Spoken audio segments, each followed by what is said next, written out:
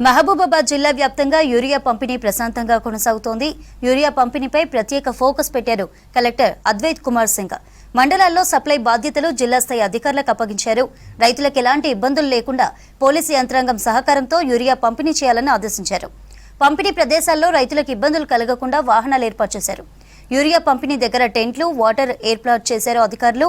రైతులు ఇబ్బందులు పడితే సంబంధిత అధికారులపై చర్యలు తప్పవని హెచ్చరించారు కలెక్టర్. యూరియా ప్రాబ్లం అనేది ఉండేది. ఇంతకుముందు ఏంటంటే టోకెన్ సిస్టంలో మనం యూరియా అనేది డిస్ట్రిబ్యూషన్ చేయడం జరిగింది.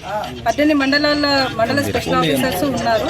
అదేవిధంగా కలెక్టర్ సార్ కూడా మాకు మండల స్పెషల్ ఆఫీసర్లకి మరియు ఎంఆర్ఓలకి, ఎంపీడీఓలకి మీటింగ్ తీసుకొని మీరు రైతు భరోసాలో ఏదైతే ఉందో ఎన్ని ఎకరాలు ఉన్నాయి, దానికి ఎంత అవసరం పడుతుంది, దాని విధంగా ఒక లిస్ట్ తయారు చేసేసుకొని దాన్ని ముందు ప్రిపేర్ చేసుకొని దాని ప్రకారంగా ఇవ్వడం జరిగింది.